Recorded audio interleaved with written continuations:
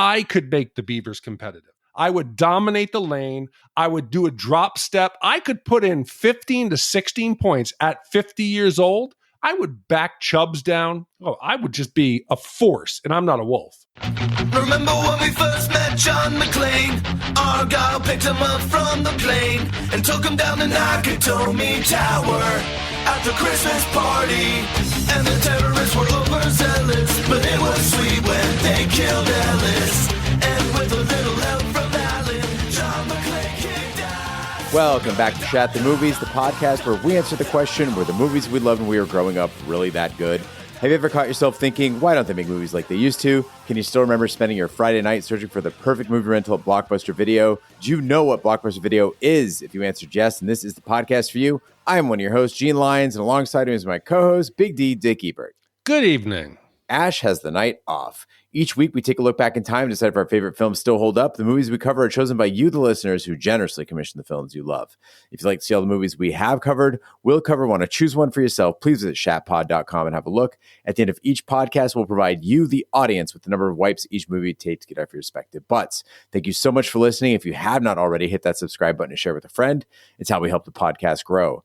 Additionally, subscribe to our sister podcast, Shat on TV. We review TV series such as Westworld, Taboo, American Gods, Game of Thrones, True Detective, Lovecraft Country, and Watchmen. Find all the information and past episodes at shatpod.com/TV. And finally, to hang out with us live, follow and subscribe to our Twitch channel, shatpod.com/Twitch, where you play video games, host watch parties, and edit this podcast live. All that being said, Big D, what movie are you reviewing tonight? Gene, tonight, one of our great commissioners, and I've mentioned he'd be on the Shat Mount Rushmore, Steve W. He's kind enough that he runs a couple of our fantasy leagues throughout the year to keep our community going, keep people having fun and engaging. So he did one for the NBA, and little did I expect that he also was the winner. So Steve W. came back, and he has asked us to lace up the old Adidas, get on our tiny, tiny short shorts, and head back to the hardwoods to review the 1985 basketball comedy, Teen Wolf. And Hot Sauce Steve wrote in and said, hello, Shat crew. So Teen Wolf was my pick for winning the basketball league last year, which sadly was probably the last year, as unlike football, it's hard to get people for fantasy basketball. I left Twitter after the Musk takeover, but back when I did have Twitter, I posted a poll on which movie I should do with 4 options, and Teen Wolf won. I know I watched it once or twice on TV at some point growing up, but beyond McFly being a werewolf, surfing on a car, and playing basketball, I really don't remember much from it. I'm sure it's no Back to the Future, but hopefully it's still an okay movie and you at least had fun watching it. Signed, Hot Sauce Steve. So now I feel a little bit relieved. I recently went to look for Steve, to reach out to him, to ask him some questions, and I couldn't find him. And I said, holy shit, have we been like shadow blocked? Have we been, where's he gone? I thought something had happened to him. Now it makes sense. He's gone away from Twitter, not from Shat Podcast. I should probably take this moment to also explain that I've been on a huge social media diet. So if you're out there and you've hit me up on Twitter or tagged me and I didn't respond, I'm just not looking at Twitter anymore. I replaced all my social media apps with reading apps. My life is better. I highly recommend it to everyone. So if you want to get a hold of us, host at shatthemovies.com is the best way. I occasionally, I still check Twitter. I do. So, I go back there. So if you have to communicate with us and that's the way you want to do it, I'll be there for you people. Well, Teen Wolf is a 1985 coming-of-age romantic fantasy directed by Rod Daniel. Michael J. Fox stars as the title character, a high school student whose ordinary life is changed when he discovers that he is a werewolf. Teen Wolf was released on August 23rd, 1985 to mixed reviews, but it was a commercial success, grossing over $80 million on a $1.2 million budget. The film's success spawned an animated series adaptation in 1986 and a 1987 sequel. Teen Wolf also influenced a supernatural drama series of the same name that I did not know about that aired on MTV from 2011 to 2017. And every time I Googled Teen Wolf, it just kept coming up. Fuck you, MTV. Yeah, from what I understand, only the fact that you have Scott and Styles as the main 2 characters, nothing else in the show. So there's no basketball. It seems dark and gritty and kind of a bit like Buffy, but no, not the same. Just in name alone. Well, we always ask the question, where you were and what your memories are of the movie we're covering. Tonight, it is Teen Wolf. Big D, let's get started with you. So we've talked about it before. 84, 85, great year for movies. I can remember seeing most of the big films in the theater. And this came out not that long after Back to the Future. Michael J. Fox was in both. He had been on TV for a while in Family Ties as whatever, the annoying young Republican. But Alex P. Keaton, right. But all of a sudden, out of the blue, he was everywhere. He was on the cover of magazines. My sister had like the Teen Beats, and all of a sudden he was up on the cover. He had replaced Matt Dillon, and I could never figure out why he was this heartthrob, this big new movie star, because he often played like the nerdy, insecure outcast, but yet girls thought he was hot. I somehow related to him because at that point I was an introvert and I was a little shy. And I thought maybe if he can make it, so can I. You're telling me when he shows up on screen, he's just dripping. He looks like he's got you in the missionary position. You didn't get a little turned on? Nothing? You didn't see it? No. He's so tiny too. He's so tiny. Well, in 1985, I didn't really get much choice in what it is that I watched, but I did get a choice in how I spent my summers. And I would beg my mom to sign me up for a lot of summer camps when I was a kid, thinking that they'd be like the ones in the movies. Arizona summer camps, I don't know what like upstate New York summer camp was like, but Arizona summer camps are not like the movies. There's no lake. There's no bunkhouse. There's no canoeing.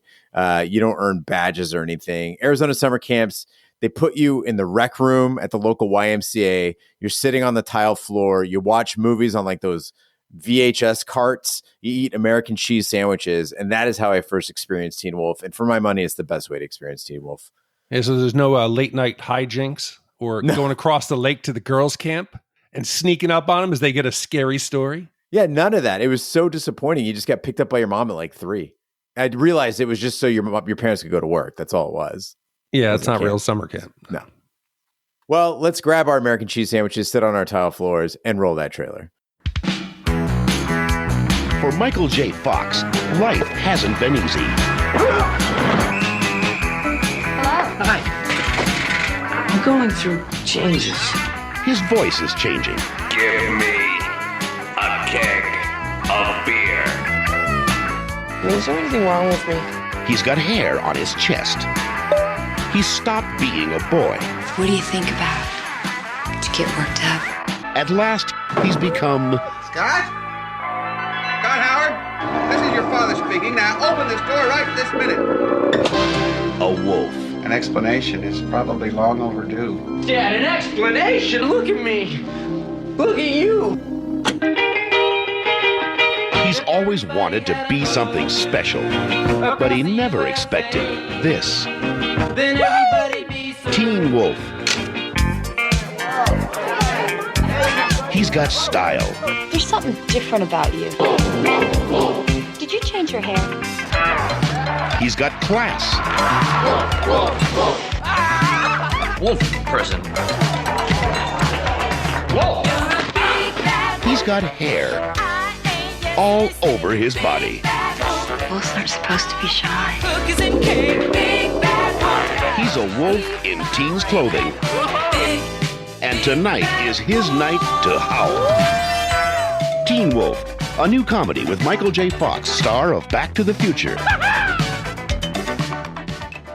Scott Howard, a 17-year-old high school student, lives in a small town in Nebraska and plays for the Beavers, his school's unsuccessful basketball team. Scott fawns over Pamela Wells, even though she is dating his rival, Mick, who plays for the Dragons. Oblivious to the affections of his best friend, Boof, Scott constantly rebuffs her advances due to their history together.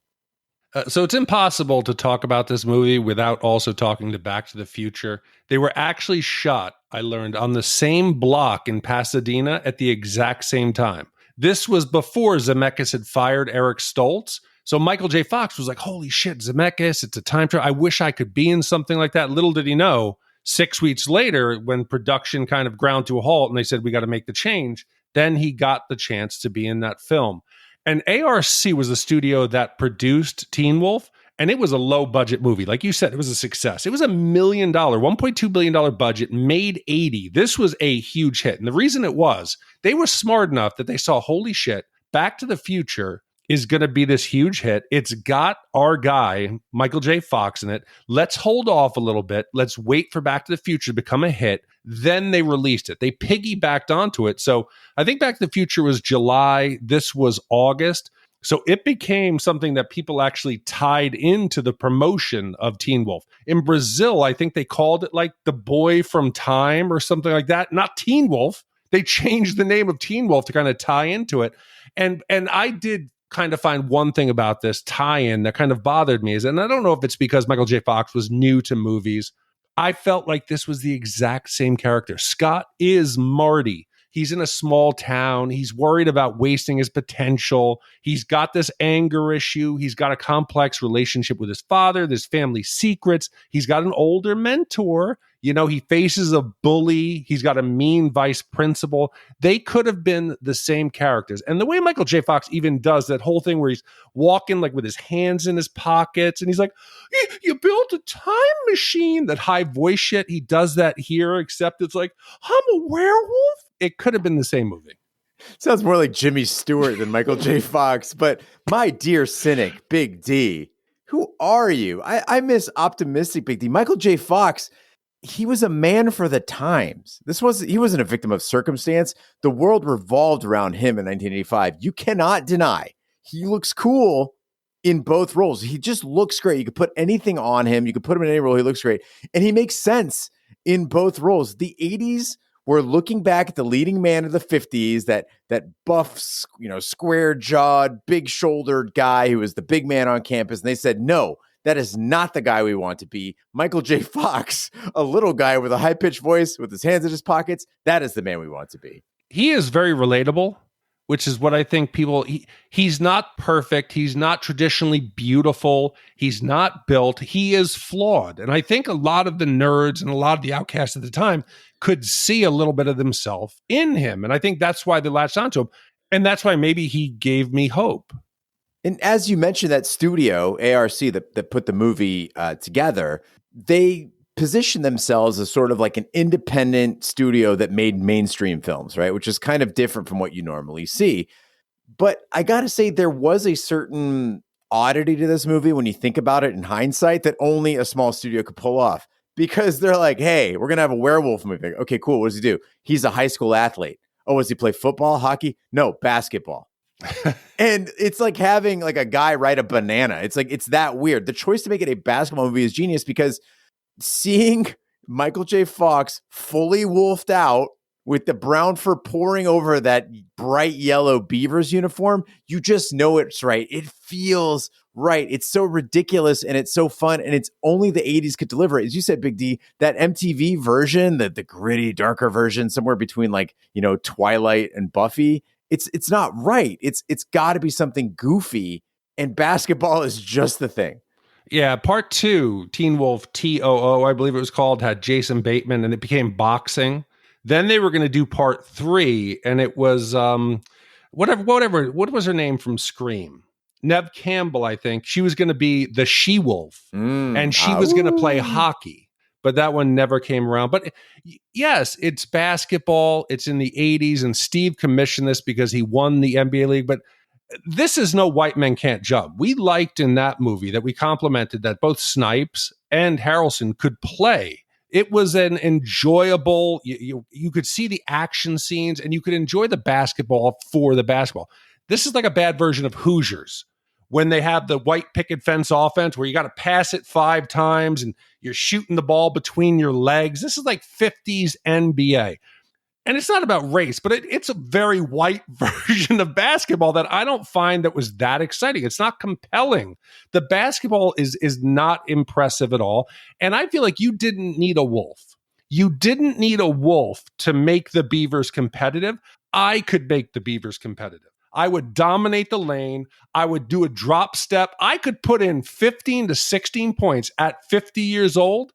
I would back Chubbs down. Oh, I would just be a force, and I'm not a wolf. No, but they did need the wolf because Michael J. Fox can't play basketball. So they had to get a double for him. And it's easier to have a double for Michael J. Fox if you put him in a fucking wolf suit. Then nobody knows who's in there. But we should take the opportunity to point out that there were 2 black men in this cast.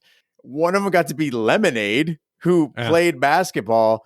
And then there was that breakdancing dude in the hallway. And it made me think of Ice Pirates and how we gave Ice Pirates a hard. Ice Pirates is ahead of its time as far as I'm concerned. We're giving black actors respectable roles in a comedy. This was embarrassing. Yeah, there was not even a token friend. It was, you figured you would have had somebody or like a conversation with them. Styles should have been black. I think it would have been a much better movie. But were there any rules besides being shitty basketball? I feel like there was a lot of flagrant elbows being thrown around, and part of this violence that comes out in the games, I thought it made me miss the old days, like prison rules. Nebraska in the 80s. Yeah. Well, after startling changes to his body, Scott decides to quit the team. But his coach, Finstock, changes his mind. Scott uses his mysterious new abilities to score a keg for a party where his friend Styles puts him and Boof alone in a closet. Scott and Boof begin making out, but he accidentally claws her back. When he returns home, Scott undergoes a strange transformation, discovering he is a werewolf. His father, Harold, reveals he is a werewolf too, and had hoped that Scott would not inherit the curse because sometimes it skips a generation. So I often like to focus on the parents in these movies and say which parents are good, which parents are bad, because a lot of times as a kid, you don't see that. And Harold, I got to give him like a high five. Harold is doing a pretty good job. He is a single dad. He's supportive. He's engaged. Besides giving him a job, he's always there to talk to him, but not really, being intrusive into Scott's life. And I understand you just mentioned there, it skips a generation. Harold is hoping that the family werewolf genes are going to skip him over.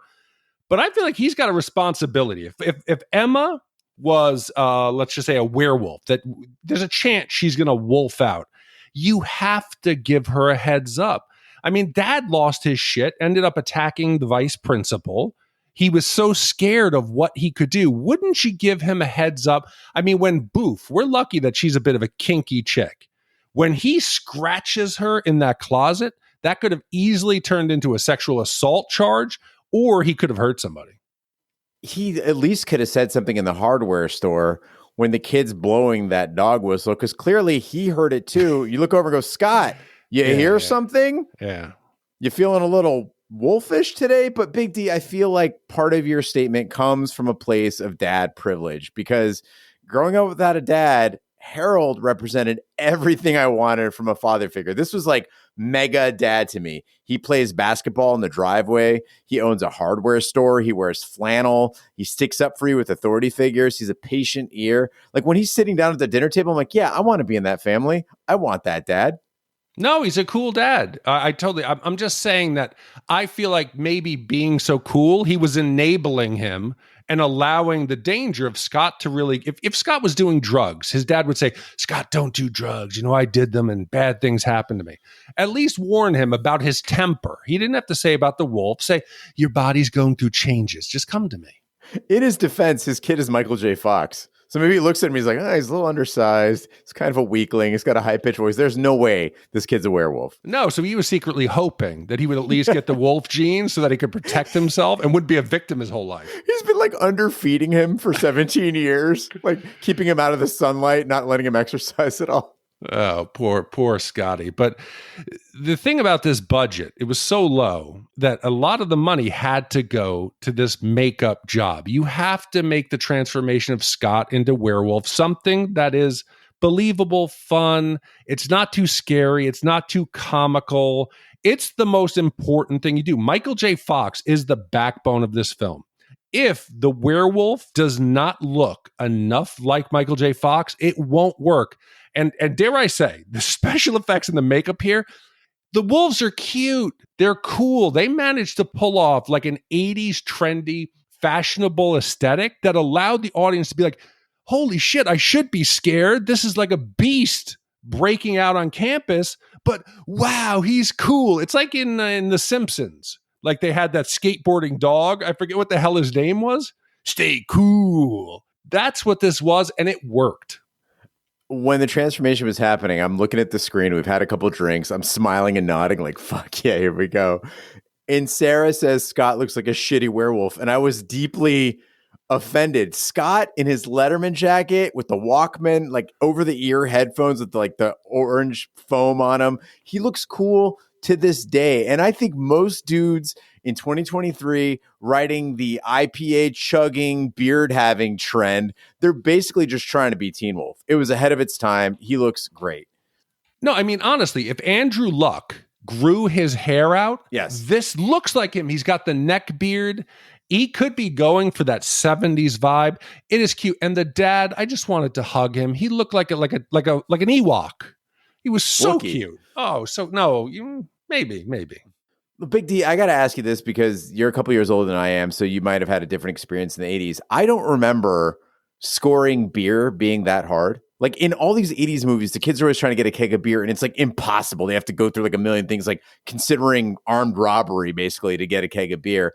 I never was the guy to procure the beer when I was a teenager, but our parties always had drinks available. It wasn't like a hard thing to do. And I guess it was pretty tough in the 80s. Today, it's got to be fucking cake. I think if you had an older brother or sister who was cool. My older sister was a pain in the ass. She wouldn't have done it for me. So the only time my friends and I could score beer was we would go into the A&P late night and we would drink in the store. So we would kill 3 or 4 drinks in the store. If nobody caught us, we would stick them behind like the cereal boxes. Then we'd go kill a few more. But it was pretty hard unless you knew somebody older. But he's got that wolf thing with his eyes. Now, is that a mind control or was it a fear thing? What do you think he's doing there to actually get the beer? To lean on my Dungeons and Dragons experience, right? You can put your points into persuasion, but you can also put your points into intimidation.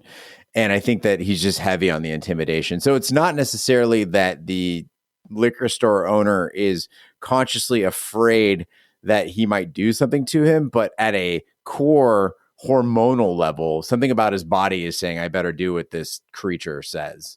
That's my best guess. So there's no special ability that Lycan have or wolves have of mind control? I don't believe so. Because I don't remember that coming up in any of our previous ones. Because if that's the case, I'm happy. Because otherwise I was like, God, why is Scott not using this to control some of the girls? To make Pamela fall in love with him? Well, he doesn't have to. Look at him. He's a beautiful beast. But if you're out there listening, kids, I know we have so many kids out there listening. Lots. Write us hosts at shatthemovies.com or call in or use our SpeakPipe feature at shatpod.com. I want to know, do you just use the internet to get beer now? Because I imagine all you got to do is hop on social media, be like, hey, I'll pay $200 for a keg, and someone's going to deliver it to you. I think it's got to be easy. Yeah. Also, Really? Maybe don't go for a keg. Like the keg is a dead giveaway that you're a teenager. Totally. Yep. Scott reveals his secret to Styles, who agrees to keep it a secret. But when Scott becomes stressed during a basketball game, he becomes the wolf and helps the Beavers win their first game in 3 years. The high school is overwhelmed with wolf fever, but Scott is alienated from Boof and his teammates. Styles merchandises Teen Wolf paraphernalia, and Pam finally begins paying attention to Scott. She comes on to him in a dressing room, and they have sex. Later, Pamela tells Scott that she is not interested in him as a boyfriend, much to his disappointment. All right, I'm going to have my old man Gene moment here. Do it. Halfway through the pod. I am basically dad age now, and I know it because the van surfing in the 80s, I thought that was super cool. Like, I want to do that. So dumb. It looks absurdly dangerous to me now. You're combining the unpredictability of traffic plus standing at the height of a van plus the speed of an automobile. And these are like 80s brakes, so they're not great. I'm willing to hear a risk reward argument on this one, but van surfing to me just doesn't seem worth it. No, of course not. I was cringing, but you do stupid stuff when you're a kid. But a lot of it you do like in where people can't see you. You know, here they're out in the middle of the street. They're driving behind a convertible with that golden keg in it. Do something a little less out there. But you talk about, Gene, about this being dangerous and scary.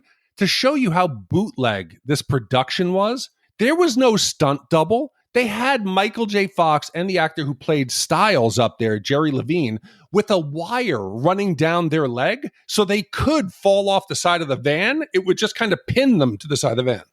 I want to take this a step further. If I were a parent in the 80s when this movie came out, I would be furious with like the movie makers. Like, what are you doing? You're going to get kids out there jumping on vans. They're going to hurt themselves. Because this isn't like watching somebody like shoot up fucking heroin and you go, oh, well, I understand it's in a movie. That's very dangerous. But like the van surfing seems it seems safe. It seems like a totally reasonable thing to do. Yeah, but the difference is parents back then didn't give a shit. They were just working. They said, hey, go out, come back for dinner. And they didn't know what you did. As long as you weren't dead, they didn't care. Today, parents would be micromanaging and like snooping on their social media. Back then, you did stupid shit. It probably took one person to get paralyzed, and then all the kids told the story and they said, fuck, I'm not doing that. When I was like 11, I think, we took 2 cans of hairspray and taped them to the back of a bicycle. And the idea was that we would trigger them to be spraying out the hairspray and then light it on fire so it looked like rockets coming out of the back of the bike. The only part of that my mom was upset about was that we used her hairspray. It wasn't the fact that we could have set ourselves on fire or exploded. No. It's like, that's very expensive hairspray. No, I think you learn something from those injuries. You learn from doing something stupid. If you protect kids, you can't wrap them in bubble wrap. As long as they're doing something that is not going to get them killed, let them fucking go out there. I probably told this before. My dad, when I was into G.I. Joe, let us string like this rope between 2 trees that were about 15 feet off the ground. And I built a pulley system. Me, like a 10-year-old, built a pulley system. And I remember my friend Billy Zelli, we were doing some A-Team reenactment. He was sliding from one tree to the next. My pulley fell apart, surprise, fell directly on his back, knocked the wind out of himself right as my dad's walking up the driveway. And he goes, Billy, you okay? All right, walked in the house. That shit would never happen today. But I do want to talk about Scott here, and because I'm not into the Dungeons and Dragons world, I don't know about lichens and vampires the way you and Ash do. So I got to ask you something. The wolf version of Scott seems to be the apex, the perfect version of a human being. He can do everything better. He can dance. He's a better athlete. He even can bowl better. He gets better grades on the test because it seems to be a surprise that he gets an A. So to me, it's reasonable to assume that he should be better in everything. And that includes better in bed. But when we get the behind the scenes of the theater, when he gets Pamela and Pamela takes her top off because she wants to get with the wolf, the implication that she gives is that this is not true. I was expecting Mrs. Honeywell from Porky's, like the howling. But instead of that, we get Marty howling. And it's just kind of I kind of wondered, was Pamela not so eager for another round with him because he just wasn't that good in bed? So if we're going by like wolf anatomy, right? They have the bulbus glandus, which is pretty common among like dogs and wolves. So it kind of locks in. Yeah, it locks in for like a half hour. And so maybe that's the part that she didn't really dig. She was like, okay, I'm really ready to be done now. And he's like, yeah, sorry, I'm stuck in there. No, because you have to come in her then. So he came inside of Pam. Oh, yeah. He cream pied her. That's why she was upset. But I mean, dogs are not exactly renowned Casanovas. So I imagine that wolves aren't much better. But then again, the way that Pamela was looking at Scott during the high school dance, it looked like she got that good wolf dick and she wanted some more. Yeah, she might be carrying a little pup. Maybe that was it. She was feeling like the power growing in her belly. I mean, Mick called it. Wow. But I don't know why Scott was like upset though when she didn't want to date him afterward, because Pamela, let's face it, she's an awful person and she's got really weak back muscles. When she takes that bra off, it looked like fucking oatmeal. She is a self-absorbed, aspiring actress who uses Scott to make Mick jealous. He's just a tool. And I'm going to assume, Big D, that you, like I, have hooked up with an insanely hot person. And then you start to realize that like she really sucks as a person, like over the next few days or weeks. You're like, oh, like it wasn't a mistake to have sex with her, but rather that you don't want to spend non-sex times around her. And I only wish in those situations that woman had said, I have a boyfriend and I won't be seeing you again. Like, great. I mean, Scott's the big wolf on campus. He's going to be tied up with Pamela Lamb. No, and I think that's the big life lesson of this film. That Pamela, you have to stay away from her. I think she was also probably sleeping with the theater teacher. Oh, for sure. And she, the only thing I'll give her credit for is that she at least was upfront and honest. She doesn't go behind Mick. She tells Mick, hey, whatever, I'm going to do my thing. Maybe I want to dance with him. She tells Scotty, hey, Scotty, dating? No, Mick is my boyfriend. She's at least transparent. I will give her credit for that. Boof agrees to go with Scott to the upcoming spring dance, but only if he goes as himself. Instead, Scott goes alone as the wolf. She takes him into the hallway and they kiss, which turns Scott back into himself. When they return to the dance, a jealous Mick punches Scott in the face and insults Boof. Scott transforms and the wolf angrily attacks. Vice Principal Thorne threatens Scott with expulsion, but Harold appears and defends his son. Okay, so we've been doing this now, Gene, for what, 6 years, 375 movies. We're at the 318 episodes. We're at the point now where you can start to see almost the written page. You can see the breakdown of the 3 acts. You know what's going to come. You know something. It's a hero's journey. We're going to get a redemption arc where Scott's going to go on a journey of discovery, and then something's going to happen. So he's now playing for the team. Everything's going great. We get a montage of him walking around school, being the ship, breakdancing with the only black guy in school.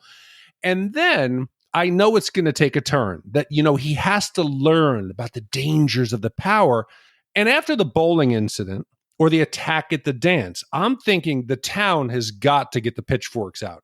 There's got to be some point where they say, hey, Scotty, you're a little bit out of control. We should be afraid of you, but instead they give him this whole like morality play about it's important about being yourself. That's the most important thing. And they give him a pass for all the bad shit that he's doing. He doesn't show up to work. He's surfing on the van now in public. He's being a dick. He's fighting. He's attacking people. I wanted someone in the town, someone in the school, someone of authority to come crack down on him to make him learn a lesson.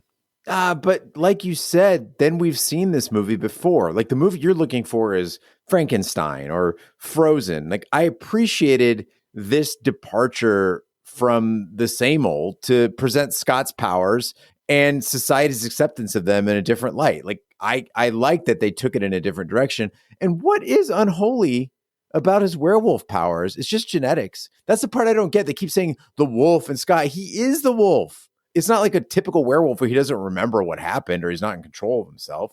He knows exactly what he's doing. It's part of him. I just wish people had tried to find out more of his abilities. Stiles uses his ability to smell to find his brother's stash. Why not explore some of the other abilities that he had? Try to exploit him a bit more than just selling T-shirts and other tchotchkes. I think there could have been so much more fun you would do with a kid learning about his powers. He probably has night vision. He can probably do some other skills. Let him spy, maybe climb up a tree like his dad did in Back to the Future, spy on the girls, X-ray vision. All these things could have been possibilities. And we need an 80s montage here showing us all the things that he can do. His wacky abilities as he builds them. Big D, now that I think about it, you really love the ability building part of a movie. Like this is probably the second or third time you pointed that out. Like, harness your abilities. Dark City, let's see what you can do. Right. Because that was always a part of like TV shows and movies in the 80s. Just like at the 45-minute mark of every A-Team, that was the building montage. That was my favorite part of that as well. Now, we haven't talked much about Boof, and I think Boof's a fucking babe. Yeah. I think there's no doubt that she's way hotter than Pam Lamb. And anyone who's been to Comic-Con in like the past 20 years knows Allison Hannigan.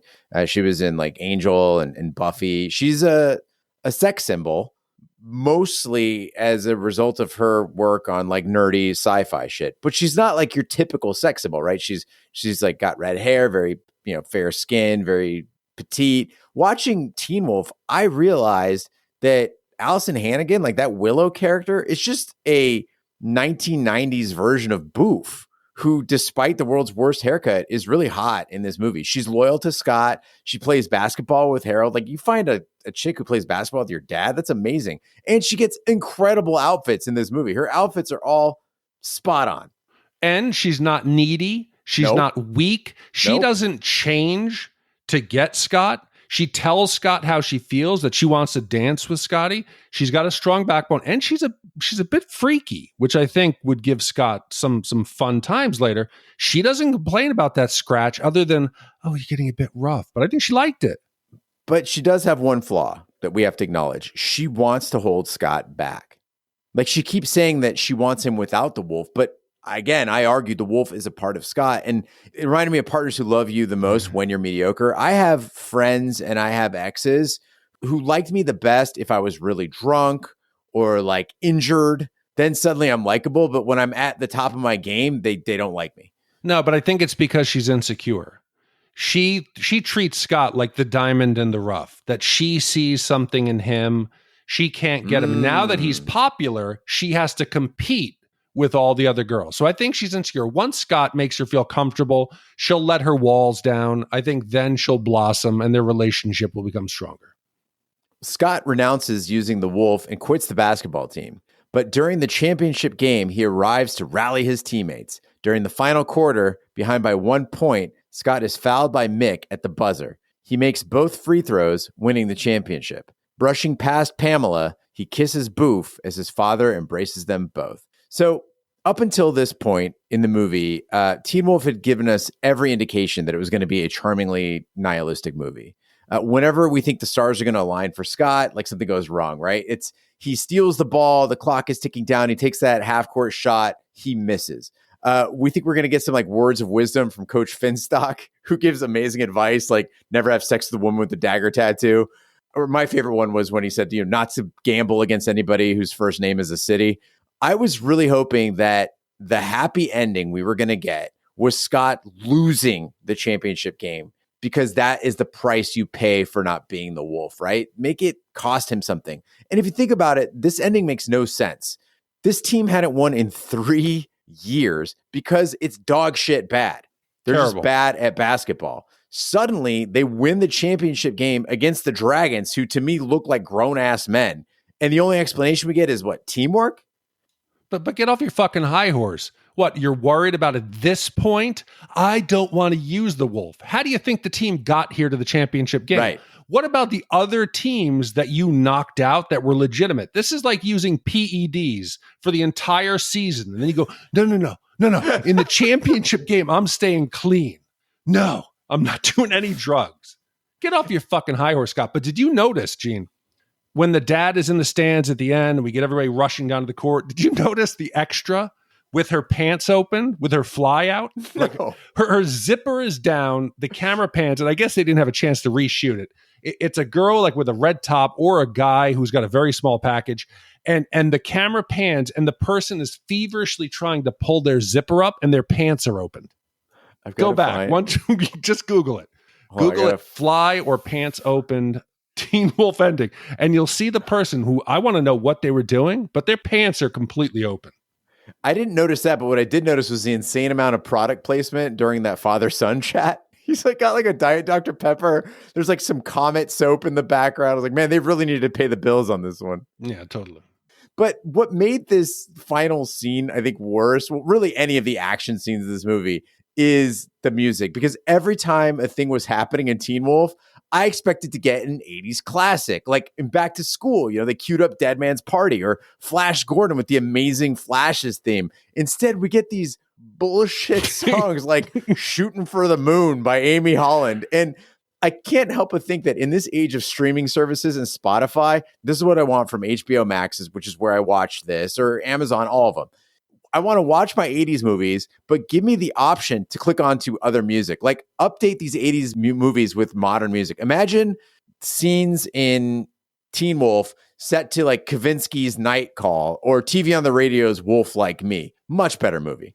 But Gene, you and I both, I mean, we've been doing this long enough. When this song comes on, I could hear like my spider sense was going off that I could hear you laughing. So at the end of most of these movies that we get this ending, like whether it was Vision Quest, where it's like, oh, we finally won, or the Karate Kid, right? What song do we get at the end of the Karate Kid? We get I am the man. No. It's I'm sorry, the best. You're the best around. Nothing's good. Yeah, we get that. So in this one, instead, we get a song that they tried to probably do something about basketball. But Gene, I got to read the lyrics. Funny how sometimes life just changes overnight. Magically, everything you do turns out right. Just like that, you pull rabbits out of your hat.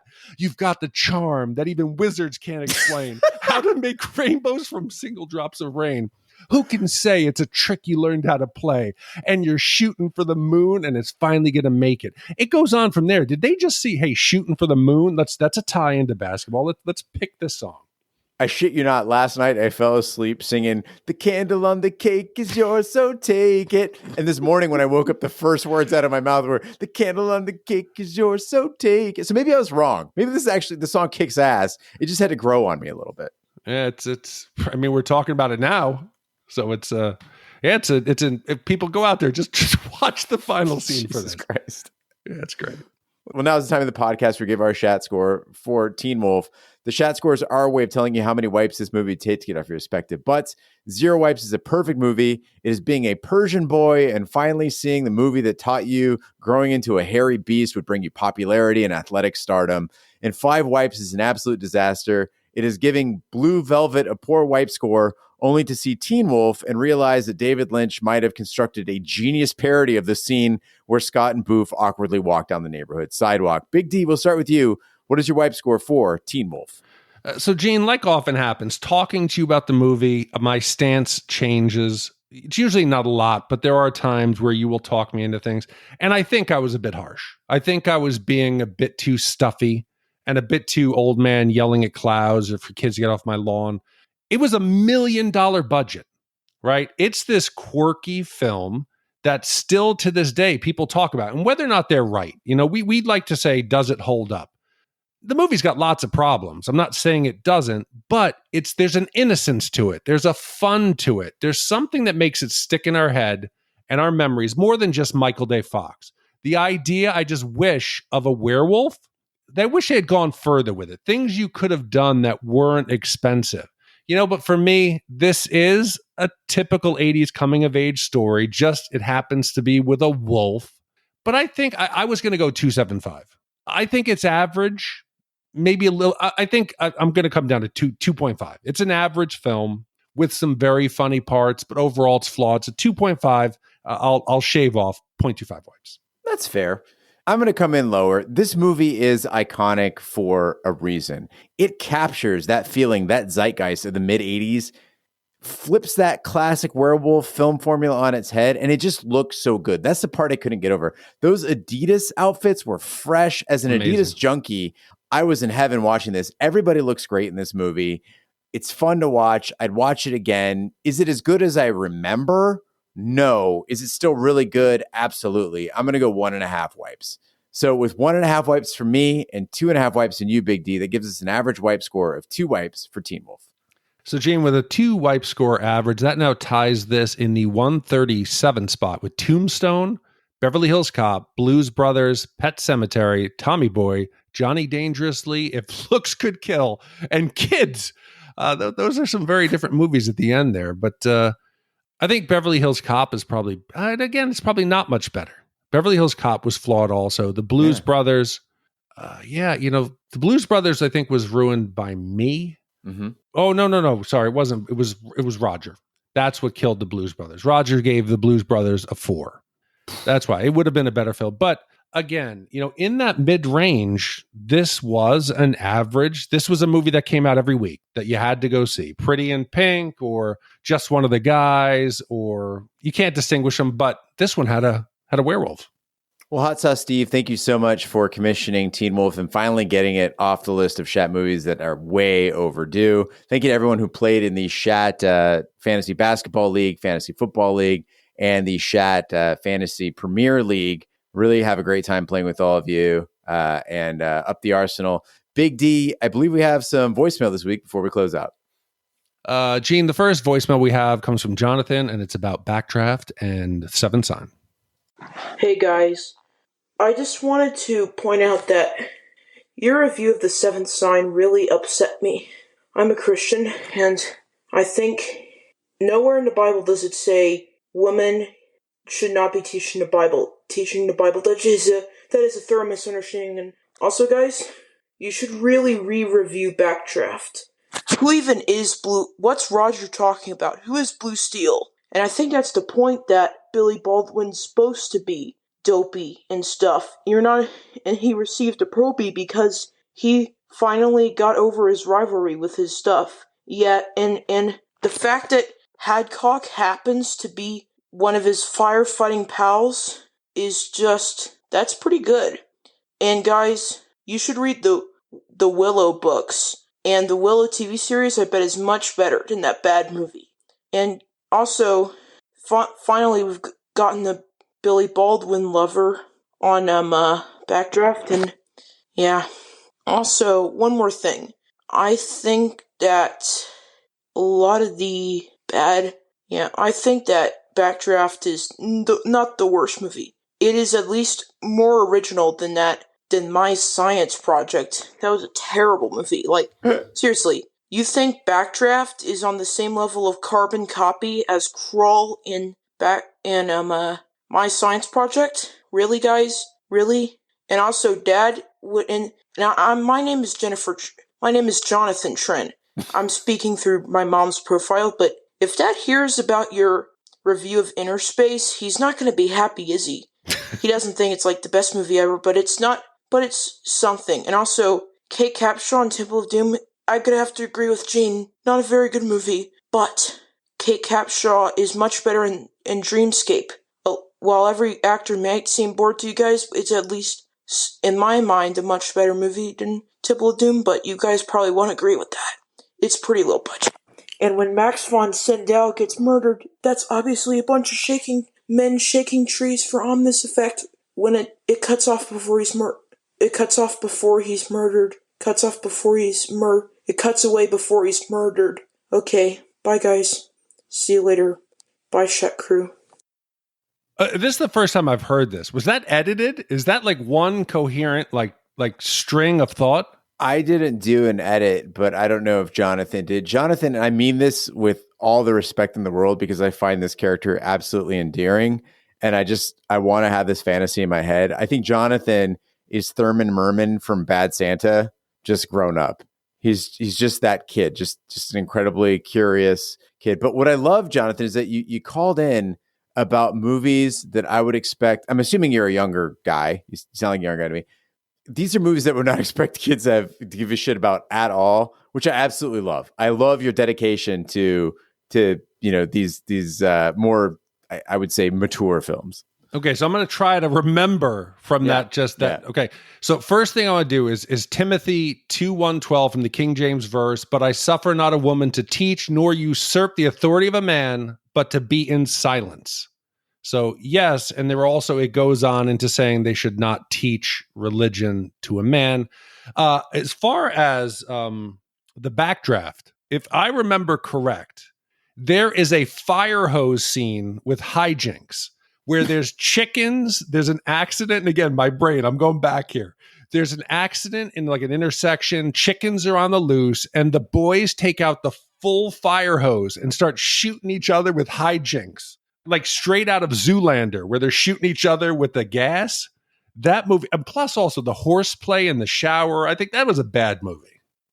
It's a bad movie. I agree with you. Can you remember anything else? What other movies did he bring up? Oh, I talked about Temple of Doom. I like Temple of Doom. Was overrated, and I totally agree with that. Okay. And Dreamscapes, with also has Kate Capshaw in it. You talk about Weird Science. That's so far back. That was the second podcast we did, Roger and I. So I don't remember what I said, but I think he talked about My Science Project. Oh, I wasn't on that cast. That was you, I think, Carrie and King B. My Science Project? That's the one with Dennis Hopper is the. Oh, see, again, my brain is mush. Yeah. I'm thinking about the one where they have the laser and there's popcorn in the house at the end of the movie. My Science Project. No, what was that one? No, that was Weird Science. No, Weird Science is where they build the woman from the clippings. It's Michael Anthony Hall, and you have Bill Paxton. Oh, you're thinking Real Genius. It ain't a whale's dick, honey. Yeah, Real Genius. That's what it was. Yeah. Well, shit, Jonathan. See, Jonathan. And then he also talked about Crawl. Oh, the fucking flaming horses. Hey, Crawl was an original, Jonathan. It was an original. But anyway, I really appreciate you calling in. I think Jonathan's gotten in my head. There was some subliminal message in that voicemail. Well, just wait till you hear his next one. Oh, here we go. So just Jonathan called back, and this was about commissioning a movie. Guys, about the commission, I really don't have any money. I don't have any money to commission, unfortunately. So can you guys spare? Do a commission for free or something. I'm recording this in the middle of the night.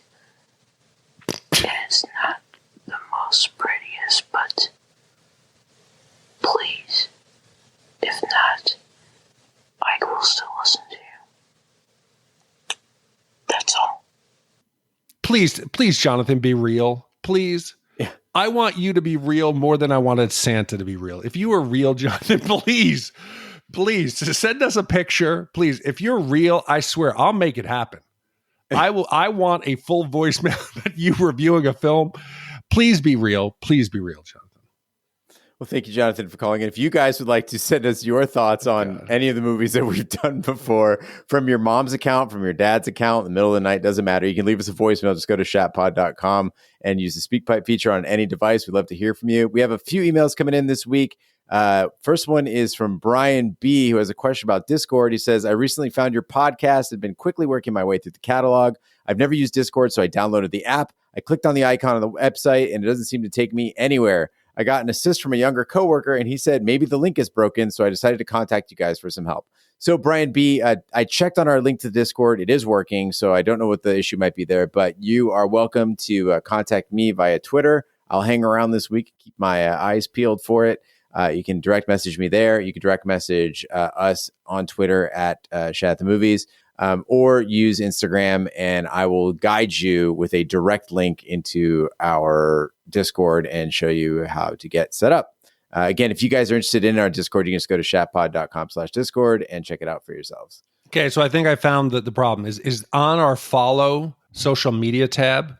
There is a Discord icon, and the Discord icon does not work. But if you do go to shatpod.com/Discord, that does work. The icon does not. Thank you. I will fix that. Next up, we have an email from Andy about Romper Stomper. He says, hi, folks. Currently listening to the end of your Romper Stomper pod and loving every minute of it. However, because you asked, I feel some feedback on your pronunciation of Australian places and terms is required. Okay, so we got another lesson in how to talk Australian. Melbourne. He says, Melbourne. Degree of difficulty, 7 out of 10. Your pronunciation score, 10 out of 10. I'll throw a ship on the Barbie for you, Gene.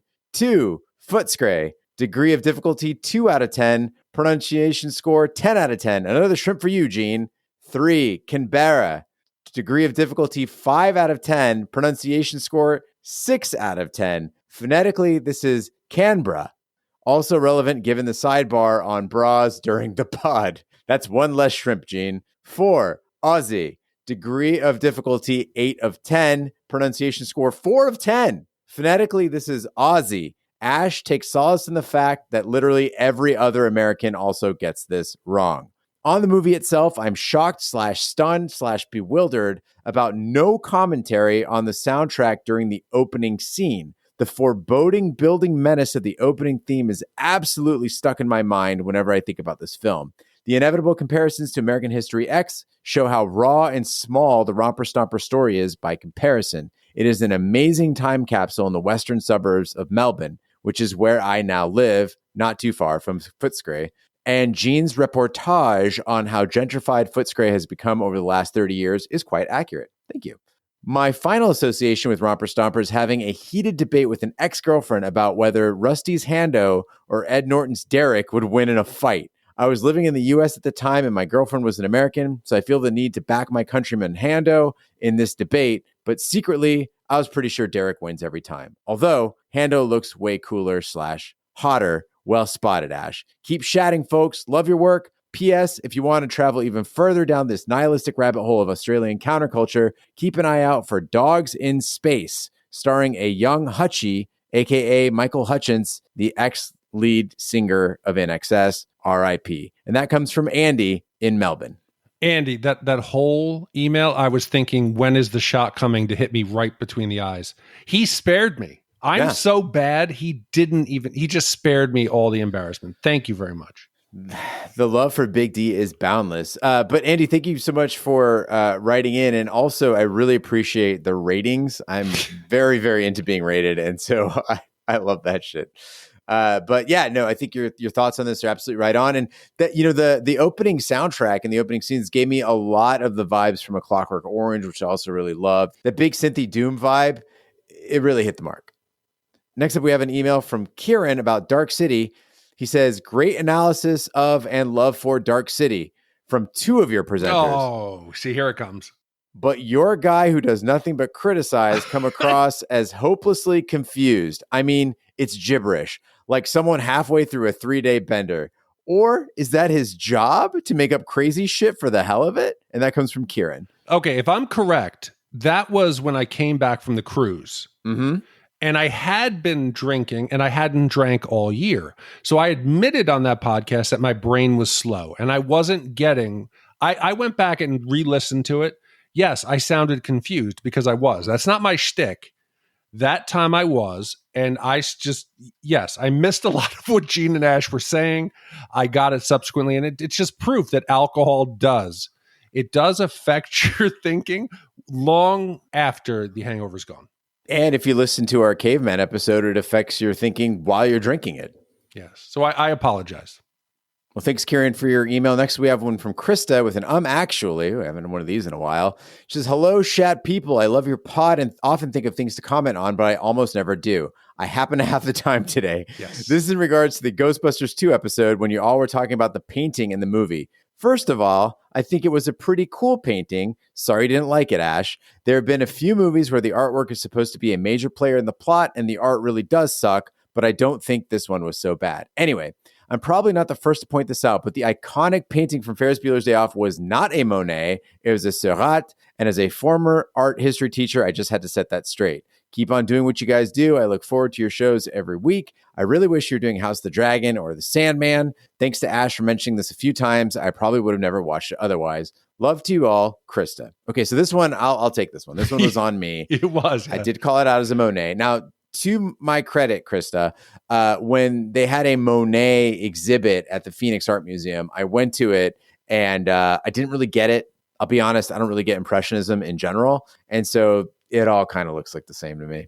And as a avid reader, also having read Kurt Vonnegut's Bluebeard, I believe that the greatest minds in America feel the same. And I think our complaints weren't so much about the Vigo portrait. It was about the Ghostbusters version at the end, shirtless with the baby. No. You guys took shots at Vigo after I said that he was a great piece of art. He's a character unto himself. He looks wonderful. Maybe my hangover was a little longer than I thought. It's iconic. We've got another email here about Ghostbusters 2. It comes from Jay Bazan, who says, hey, Shat Crew, the Ghostbusters 2 logo is indeed holding up the number 2. The reason for this is mentioned in the extended commercial scene that was edited out. In that scene, Ray walks to the camera and says, that's right, Ghostbusters. We're back with twice the know-how and twice the particle power while holding up 2 fingers. So the logo is showing that they are twice as good as they were before. Huge fan, huge Ghostbusters fan. Thanks for all the 3 of you do, Jay Bazan. So it's not a peace sign. I don't think we said it was a peace sign. We did say that too. I didn't say that. No, I don't think either of us said that. No, I but definitely we're a think team, damn it. Yeah, I think it was a 2 because it was a second movie, and yeah, I just keep thinking about that poor Statue of Liberty. They did her dirty. He just left her in a heap in the middle of the street. Nobody cared. Come on, Lady Liberty deserves better. Goddamn right. It's coming from 2 New Yorkers telling you. Mm-hmm. Next email comes from Jason about the Three Amigos. He says, I'm listening to your guys' podcast about the Three Amigos. I'm 47 years old and saw this movie in theaters and absolutely love this movie. I quote it all the time. Thanks for watching it, Jason Barrett. Now, the Three Amigos is one of my favorite episodes as well. Yes, that was the Roger Roper coming clean. Felt so good. That was the Roger Roper intervention where I laid bare my soul and what had happened. So I thought that email was going to go there, but yeah, that if you want to go back, if you still wonder, Roger Roper, what happened, go back to the Three Amigos and you'll find out within the first 15 minutes. Okay, and finally we got one more email. It comes from Chris, and he says, hello, I would like to commission a film, The Abyss. I don't see it on the upcoming calendar or past pods. Can I commission this? Yours sincerely, Chris. Holy shit, Chris, 100%. Today I was on like YouTube, and I got into a rabbit hole about the filming of this movie. Cameron was a wild man. The near deaths that happened, the cost overrun, how it pushed the boundaries of what they could do, and just what a nightmare it was. The actors were breaking down. They threatened to pull the plug on it multiple. I would do The Abyss in a heartbeat. 100%. And I'd be really excited to do it because then I could tell the difference between the Abyss and Leviathan because I get the two mixed up all the fucking time. Bite your tongue. That was one of the sad carbon copies that came out after. I think there was also like The Deep or something like that. There was 3 of them that came out around the same time. And in Brazil, it came out with the title Boy from Time Ocean. Yes. Well, thank you to everybody who wrote in. Thank you to everybody who commissioned. Big D, what do we have coming up next week? Gene, next week, U.S. soldier Frank Dukes has come to Hong Kong to be accepted by the Kumite, a highly secretive and extremely violent martial arts competition. While trying to gain access into the underground world of clandestine fighting, he also has to avoid military officers who consider him to be AWOL. After enduring difficulty training and beginning a romance with a journalist, Janice, Frank is given the opportunity to fight, but can he survive? Commissioned by Adam F. And this is not Su Cao. This is a good one. Chong. Yeah. Chong. Well, thank you to all the commissioners who make this podcast possible. That concludes this week's episode of Shat the Movies. Be sure to follow us on social media and share with a friend. We're on Facebook, Twitter, Snapchat, and Instagram at Shat the Movies. You can email us, host@shatthemovies.com. Support the podcast by shopping our Amazon affiliate link, buying our merch, or commissioning your own movie. Find all that information by visiting our website, shatpod.com. Also, check out our sister podcast, Shat on TV, where we review TV series such as Lovecraft Country, Westworld, True Detective, Taboo, American Gods, Game of Thrones, and Watchmen. Find all that information on our website, shatpod.com/TV. We're everywhere fine podcasts can be found, including Apple Podcasts, Google Play, Stitcher, and YouTube. Be sure to subscribe, and if you stop by Apple Podcasts, please leave a 5-star review. It helps this podcast grow. On behalf of my co-hosts, Ash and Big D, I'm Gene Lyons. Join us next time for the following movie.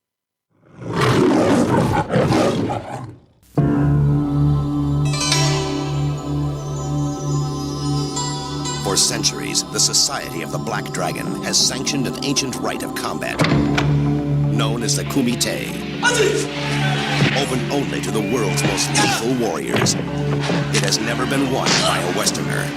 You are not Japanese. I can do it. Now, for the first time, the true story of America's super agent, Frank Dukes, can be revealed. Uncle Sam can't afford to let you get hurt. I'm going to Hong Kong. Frank is going to fight in the Kumite, and we're here to stop him. An awesome human weapon. It hurts me just looking at it. Who infiltrates the Chinese underworld. I did not come this far to stop now. Take him. To enter a forbidden competition. Couldn't you just get me in? Strict rules, no press. You telling me you never break rules? Where every fighting style, every worthy opponent, every deadly technique clash in savage combat. Time to separate the men from the boys. And only one will triumph. Now I will break you. International martial arts sensation Jean-Claude Van Damme in Bloodsport, the true story of the ultimate champion. Kumite, Kumite.